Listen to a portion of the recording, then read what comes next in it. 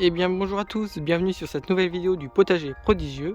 Aujourd'hui on se retrouve mi-novembre, donc pour un petit tour du potager pour vous faire voir l'avancée. Prochainement il y aura une autre vidéo sur cette saison 2022. Donc j'avais pas pu faire trop de vidéos comme vous avez pu le remarquer cet été, donc c'est pour cela que je vais revenir avec vous dans une vidéo plus clairement en vous montrant les images un peu de ce qui s'est passé cette année.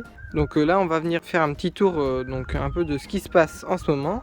Donc on commence avec ce petit bac. Donc en début d'année j'avais mis du terreau, mais le niveau était très bas et c'était très pauvre, donc j'ai rajouté de la bonne terre et j'ai mis ces salades il y a déjà quelques temps. Je vous mets la date à l'écran. Donc là on peut voir qu'elles sont bonnes à manger, comme ceci, en quinconce avec de la chêne et de la laitue, donc comme ça donne bien.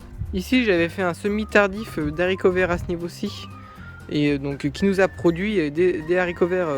Donc il y a même pas 15 jours, je les ai coupés en morceaux et j'ai mis et rajouté du broyat pour faire un paillage lors de l'hiver. Donc ça on va en reparler ensemble. J'avais mis quelques salades qui sont bientôt toutes mangées, il en reste quelques-unes qui vont partir. Donc en parlant de paillage, là nous sommes dans la saison pour pailler nos jardins. Donc c'est vraiment idéal. Donc là les pieds de tomates je les avais enlevés. Il restait quelques œillets d'Inde comme ceci que j'ai découpé en morceaux. Là on a déjà un bon paillage de surface, donc qui permet vraiment au sol de se reposer lors de la période hivernale, et on peut voir qu'il y a de la vie. Donc ça c'est du broyat végétal que j'ai fait donc avec mon petit broyeur acheté chez Lidl, qui fonctionne vachement bien. Donc là il y a beaucoup de broyat de haies, donc ça fait vraiment un paillage qui se dégrade assez rapidement et très très fin, donc est facile à digérer. Et donc j'ai commencé à broyer déjà pendant l'été et dernièrement. Je mets ça dans des sacs, et lorsque la place se libère, comme là où il n'y a plus rien sur la totalité de ces bacs de culture, je viens pailler jusqu'en début de saison, donc l'année prochaine en 2023. Donc là il y a l'intégralité de mes pieds de tomates, de la haie, des courgettes, etc. donc qui sont passés. Donc on peut voir vraiment quand même que sur les quelques premiers centimètres la terre est vraiment noire, donc on voit bien que ça commence à bien se dégrader. Et au fil du temps, si je vois vraiment que le niveau il baisse de trop, je viendrai en rajouter. Et donc sur cette grande planche de culture, donc je vais arrêter les plantations, les semis, etc. puisqu'on arrive vraiment dans une période assez froide. Mais donc cette année par contre je paille l'intégralité. Bon, moi je vais essayer si j'en ai assez, mais je pense que ça va le faire.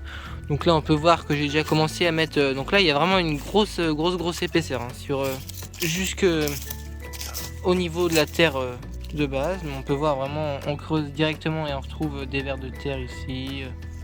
Donc comme ça va permettre à la terre de se reposer, comme je l'ai dit juste avant, comme il n'y a aucune culture qui vient prendre place. D'un autre côté, donc le paillage va permettre de faire une couche assez protectrice et de permettre vraiment un freinage du drainage et de conserver pas mal de nutriments.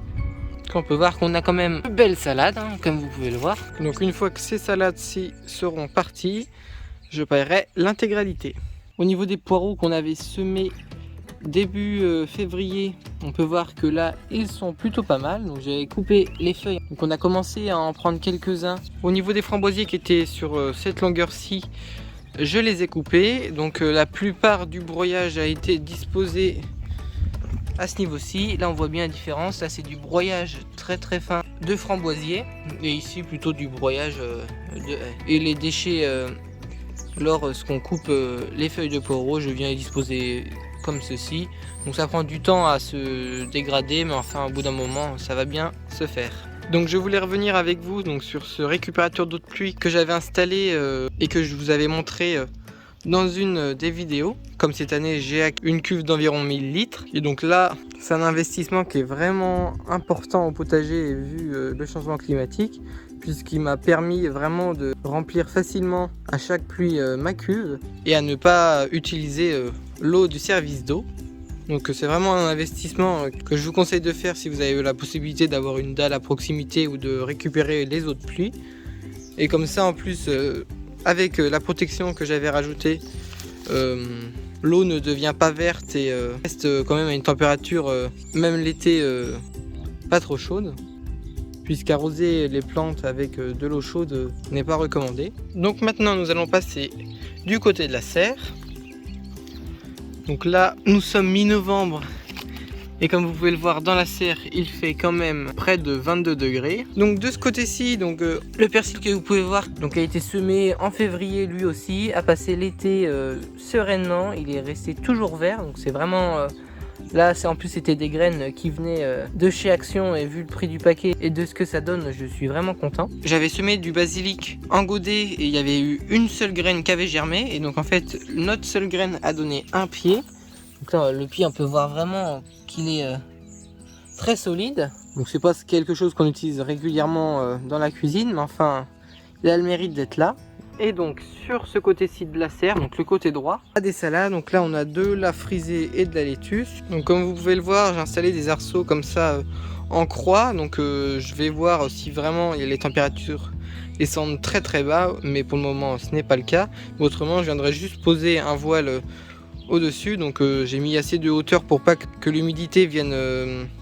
avec le voile si elles auraient été dessus pourrir les feuilles. Et donc on va passer donc à une des plus grandes réussites cette année au potager, donc la mâche. Donc voilà la mâche du potager. Donc comme vous pouvez le voir sur l'intégralité de la plus grande plate-bande du milieu, c'est vraiment une réussite. Là on peut voir de la super belle mâche. Donc cette mâche-ci a été plantée fin août si je me trompe pas, je vous mets la date à l'écran, pour cette partie-ci.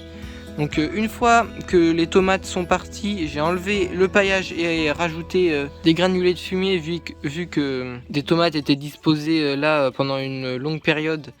Et avant il y a eu des pommes de terre en début d'année. J'ai suivi la méthode de Jaco et Lydie.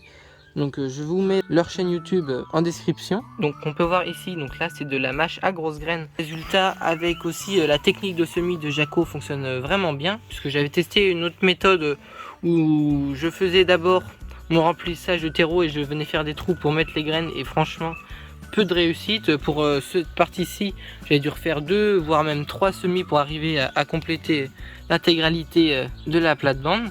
Et donc là on peut voir avec sa méthode que la plupart des graines ont levé et donnent de belles plaques alvéolées. Et donc une fois que votre terrain est prêt, donc vous venez damer avec un râteau ou un morceau de bois pour avoir une terre assez compacte. Et après avec l'aide d'un ustensile, vous venez juste faire un trou de la hauteur de vos plaques alvéolées et vous avez juste à déposer les alvéoles tous les dizaines de centimètres au moins. Et donc ici on peut voir notre premier semis jusqu'à ce niveau-ci, et donc là le deuxième semis qui prend le relais. Une fois 3-4 récoltes effectuées, donc c'est à peu près le cas pour ce côté-ci de la plate-bande, je viens les couper à ras. Donc je laisse les racines le temps d'eux, mais une fois que une bonne partie sera partie, je viendrai les enlever et redamer et du coup remettre à la place ces plaques alvéolées-ci, de terminer la saison normalement tranquillement, ce qui me permettra de réenchaîner comme l'année dernière avec de la pomme de terre. Donc, de ce côté-ci il reste quelques salades qui sont montées en graines et qui sont plus très bonnes, donc elles vont bientôt partir. Et donc ça va me laisser la place de cette moitié de plate-bande pour venir mettre je pense des salades. On va voir encore, je suis pas encore rendu là. Et donc j'avais fait un semis de carottes déjà il y a quelques temps, donc c'était encore lors des grosses chaleurs, donc je pensais que ça allait pas si bien lever que ça. Donc cette fois-ci j'avais décidé de préparer mon terrain en mettant les graines et en recouvrant cette fois-ci de terreau. Et donc j'ai vraiment eu une superbe levée. Donc là les carottes se sont vraiment bien développées puisqu'on n'a pas eu de trop gros froid pour le moment. Donc j'ai essayé de les démarrer, mais c'est un peu compliqué puisque les adventices se mettent avec. Mais là on arrive quand même à du beau résultat. Donc au moins on aura de la carotte au potager. Donc si vous disposez de bulbes que vous pouvez acheter en magasin, donc c'est le moment de les planter. Donc là j'en ai mis quelques-unes comme vous pouvez le voir sur certains de mes bacs à fleurs. Donc ça vous permettra d'avoir des belles fleurs lors du printemps. Donc voilà, c'est tout pour cette vidéo. Si vous l'avez aimé, n'hésitez pas à liker, partager, vous abonner. Et moi je vous dis à très bientôt. Au revoir.